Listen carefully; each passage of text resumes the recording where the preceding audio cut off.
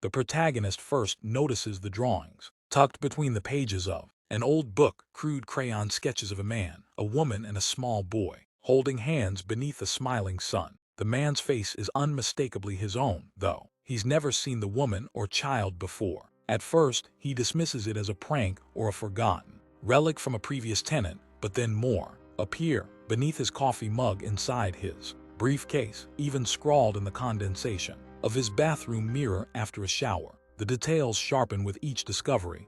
A family picnic he doesn't recall, a birthday cake with 5 candles, a shattered windshield streaked with rain. The boy's stick figure smile begins to twist into something desperate, his tiny hands pressing against the paper as if trapped beneath it. Then comes the writing. Faint pencil marks on the back of the drawings spell out "Daddy" in shaky childlike letters. One night, he wakes to the sound of scratching from the hallway closet. Inside, he finds a single sheet of paper taped to the wall, covered in frantic red scribbles. At the center, a crude house burns, its windows blackened with heavy strokes. Below it, written over and over in a hand that mirrors his own from decades ago, "I'm sorry, I'm sorry, I'm sorry." The air smells faintly of smoke, though nothing is burning. He staggers back, pulse roaring in his ears as a whisper curls from the darkness behind him, voice too familiar, too much like his own at 6 years old. "You left us," it says, and then softer,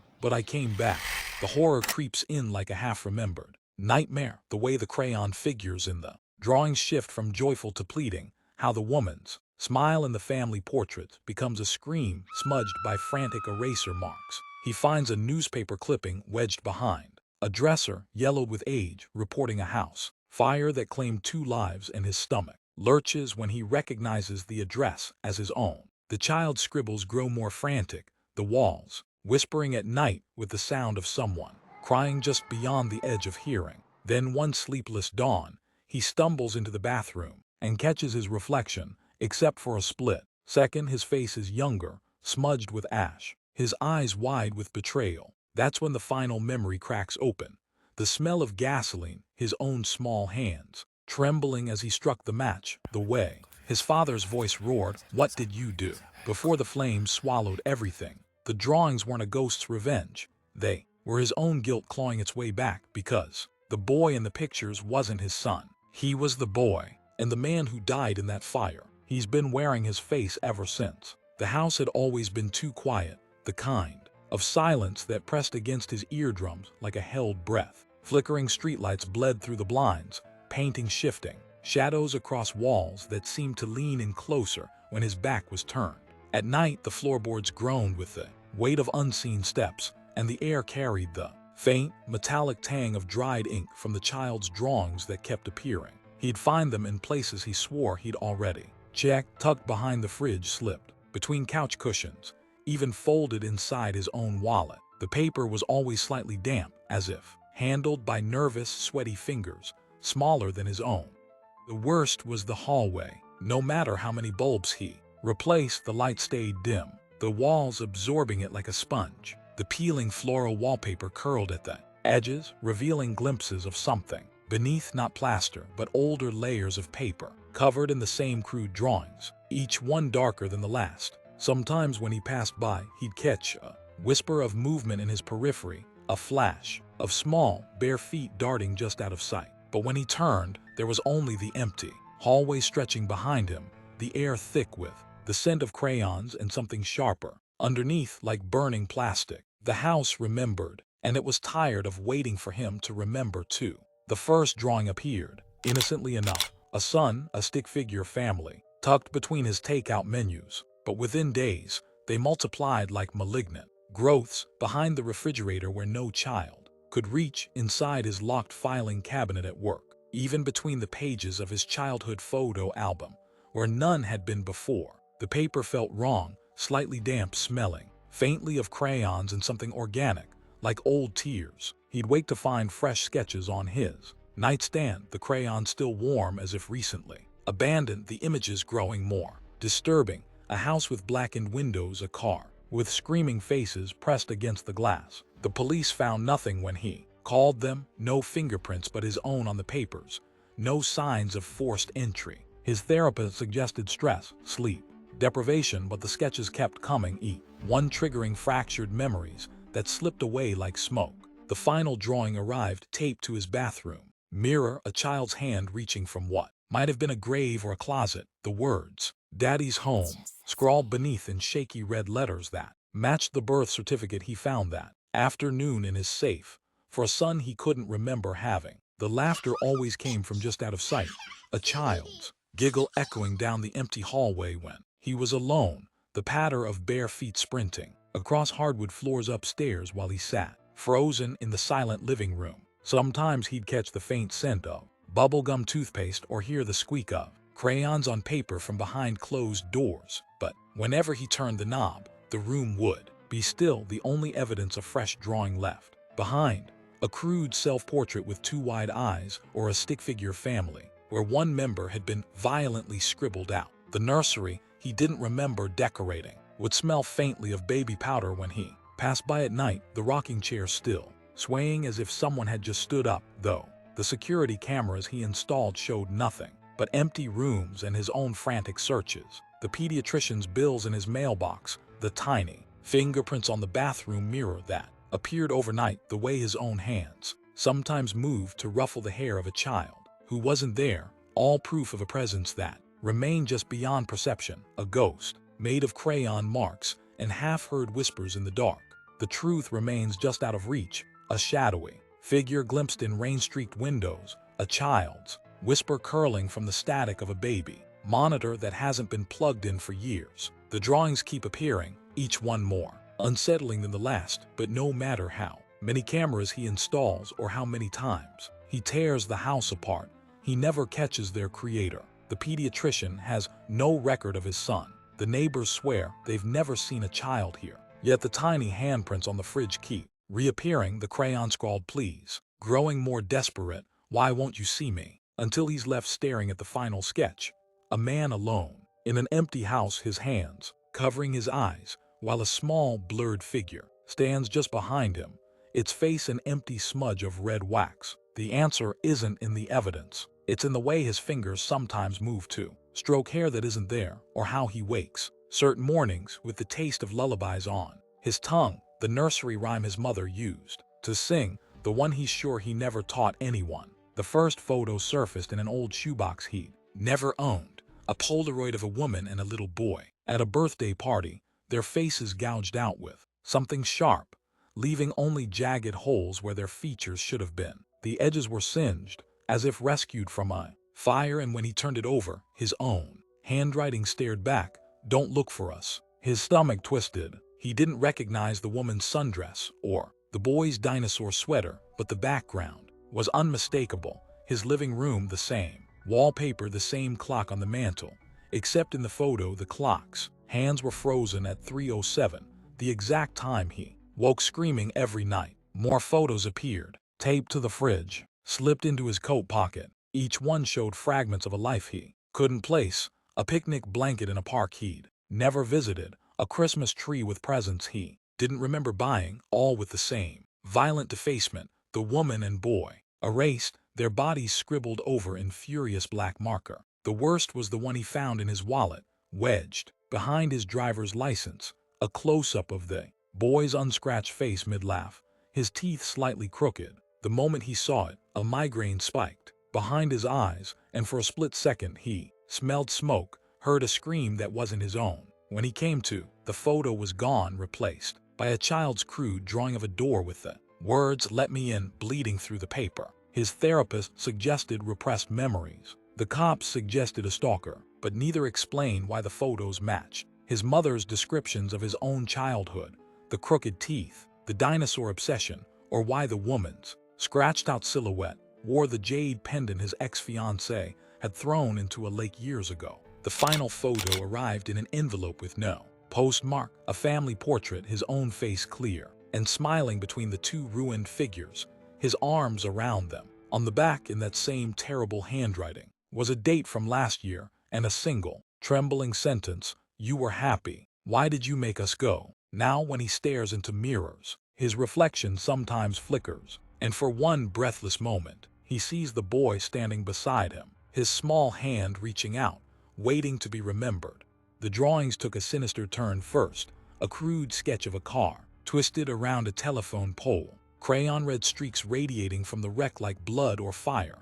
Then, a series of frantic, smudged images, showing a small figure being pulled into a dark closet, its tiny fingers clawing at the doorframe. The final drawing was the worst.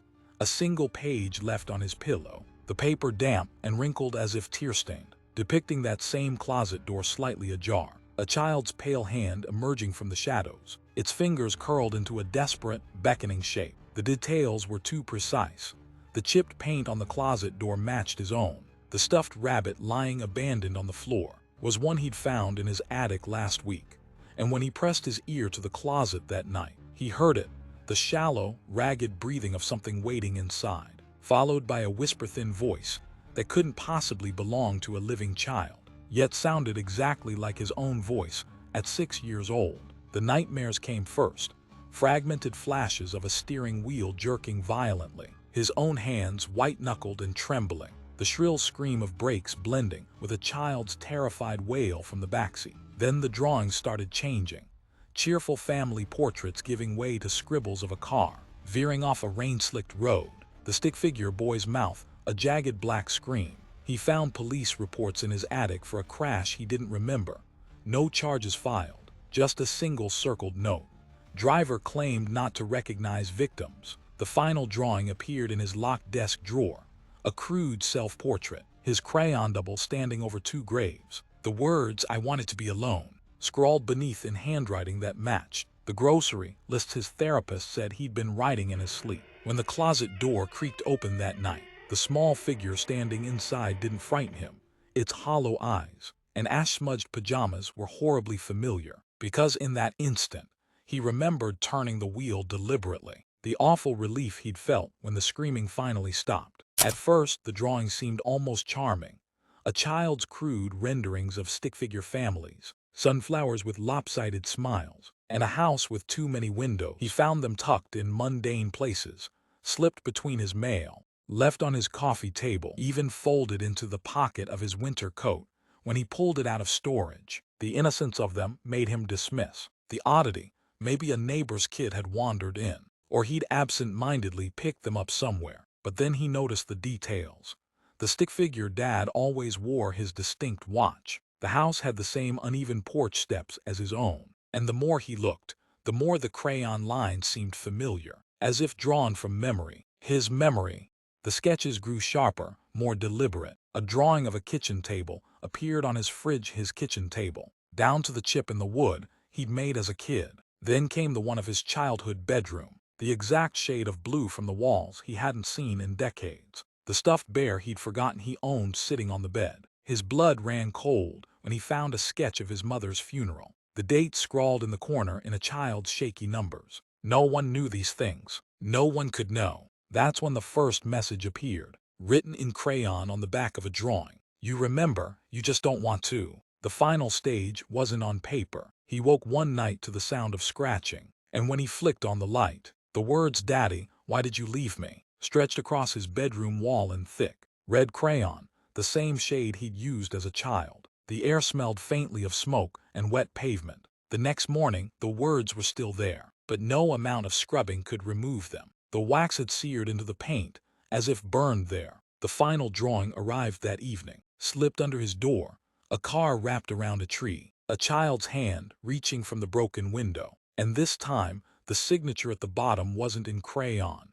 It was in his own handwriting, from a lifetime ago. Love, Tommy, a name he hadn't spoken in years, a name he'd forced himself to forget. He jolted awake at 3 a.m., his fingers cramped around a fistful of broken crayons, the waxy scent thick in the air, his nails stained red and blue. The bedroom wall loomed before him, covered in fresh, frantic sketches. The car crash rendered in jagged strokes, the stick figure boy's mouth a screaming black hole. His palms burned, as if he'd been gripping the crayons for hours. And when he stumbled to the bathroom, the mirror reflected his hollow-eyed face smeared with pigment, his lips moving soundlessly in time with the whispers still echoing from the walls. "You did this. You did this," in a voice that wasn't his, yet somehow was. The worst part, under his pillow, he found another drawing, still damp with sweat, A man asleep at his desk, a child's small hand guiding his own as it scrawled the words, "We remember for you." The neighbor waved him down by the mailboxes, her brow furrowed. "Your wife and son are lovely," she said. That little boy's laugh just brightens the whole building. His blood turned to ice. He'd never been married, never had children. When he stammered that she must be mistaken, she blinked, then laughed uncomfortably. "Don't be modest.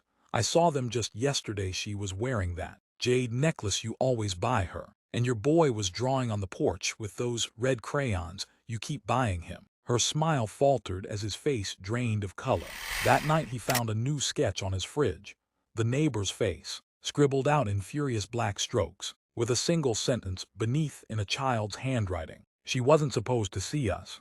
The first note arrived in an unmarked envelope, slipped between his apartment door and the frame, just a single line typed on crisp white paper. "You asked me to help you forget. Are you sure you want to remember?" No signature, no return address. He assumed it was a prank, maybe a wrong delivery, until he found the next one tucked inside his therapist's file at their next session. The same words scrawled in blue ink, Dr. Varga's pen, but the handwriting didn't match. When he confronted her, she went very still. "I didn't write that," she said slowly, "but you did come to me 6 months ago begging to erase something. You wouldn't tell me what." Now the notes appear everywhere, on his dashboard, inside his takeout bag, even folded into the pocket of a coat he hasn't worn in years. The latest was waiting on his pillow last night, the paper brittle and yellowed like it had been written decades ago. This time it wasn't typed or in Dr. Varga's hand. It was in his handwriting, the shaky, childlike script from the drawings, and it said, "You were right to forget, but he won't let you anymore." Underneath, in smudged crayon, was a crude sketch of his therapist's office door, with a small figure standing just inside, watching. The first time it happened, he dismissed it as a coincidence. He found a crayon drawing on his kitchen counter, a stick figure version of himself holding a mug, steam curling upward in waxy swirls. At the bottom, scrawled in red, "You'll drop it." He laughed until an hour later. His hands jerked violently mid-sip, sending scalding coffee across the floor. The next drawing appeared on his desk, a crude sketch of his boss yelling, speech bubble filled with angry scribbles. "Don't go to work today," the caption warned. He went anyway and was fired before lunch. Now he checks every drawer, every pocket, heart pounding, because the drawings are no longer just memories. They're instructions. Last night he woke to the sound of crayons scraping paper. On the floor beside his bed, a fresh drawing glowed in the moonlight, himself lying still, eyes wide, as a small hand reached from under the bed to grip his wrist. The words beneath were written in the shaky, pleading script he now recognized as his own from childhood. "Tonight you'll scream." His breath hitched because he already was. The scream tore from his throat, before he felt the icy fingers close around his ankle, before he saw the paper move on its own. The crayon figure of the boy now smiling, waving at him from the page. The worst part, he couldn't look away. Just like the drawing said, he couldn't. At first it was just a whisper in his dreams, a child's voice, soft and pleading, calling his name from the other side of a locked door. He'd wake with a start, his sheets damp with sweat, the echo of that voice still clinging to the air like a ghost. But then the whispers began to follow him into waking life. A faint "daddy" hissed from the backseat of his empty car, a giggle skittering through the vents when he turned on the AC, a sob muffled behind the bathroom door that fell silent the moment he reached for the knob. The voice was always just out of reach, always almost familiar, like a song he'd forgotten the words to. Now the voice doesn't bother hiding. It curls into his ear as he stirs his morning coffee. "You left me behind," and lingers in the static of his phone calls. Last night it screamed, not from the closet or the hallway, but from inside his own throat, tearing out of him in a raw, childlike wail that left his vocal cords shredded. When he looked in the mirror, his lips were smudged red, as if he'd been the one eating crayons. And beneath the sink, he found a new drawing, still wet with saliva, a man with his hands over his ears, screaming soundlessly, while a small figure stood behind him, whispering directly into his mind. The caption, written in his own handwriting, made his blood run cold. "You're the only one who can't hear me." He pulled the laundry from the dryer, the warmth of freshly dried fabric slipping through his fingers, until he froze, clutching a tiny pair of pajama bottoms covered in cartoon dinosaurs. His stomach dropped. They were impossibly small, the kind meant for a toddler. Yet when he held them up in disbelief, the waistband stretched to fit his own hips perfectly. The tags were faded, the fabric thin from years of wear he couldn't remember, and when he turned them inside out, he found the knees patched with star-shaped stitches, just like his mother used to do for him. A metallic tang filled his mouth. He was biting his lip hard enough to draw blood. Then the dryer buzzed again, startling him, and when he yanked the door open, a single crayon rolled out, leaving a red smear on his palm like a fresh wound. The last drawing was waiting for him at the breakfast table, the paper crisp and unnaturally cold to the touch. At first glance, it seemed like another crude self-portrait, but then his breath caught. This time, he was the child in the drawing, his small face tilted up with hollow, sunken eyes, his tiny hands pressed against the paper as if trapped beneath it. Standing over him was a towering, shadowy figure of his adult self, one hand outstretched not in comfort, but in a gesture that looked unmistakably like a push. The details were all wrong. His adult face was blurred, featureless, while the child's expression was painfully clear. Betrayal, terror, and something worse, recognition. The caption at the bottom wasn't written in crayon this time. It was in shaky, smeared ink, the kind left by fingers trembling too hard to hold a pen. "You made me disappear, but I remember everything." As he stared, the paper began to warp, the child's hand in the drawing twitching, its fingers curling into fists. The walls around him groaned, the air suddenly thick with the scent of smoke and damp earth. And when he looked down at his own hands, they were small again, smeared with dirt, nails bitten to the quick. The last thing he heard before the screaming started was the sound of a crayon rolling across the floor, tracing a slow, deliberate circle around him, like a noose. The house stands empty now, the walls stripped bare, except for one last drawing, left untouched on the fridge, a child's handprint in dried red wax, fingers splayed like a final plea. The neighbors swear they still hear laughter sometimes, soft and far away, when the wind blows just right. And if you press your ear to the closet door, you might catch it too, the whisper of crayon on paper, still writing, still remembering. Some stories don't end, they just wait.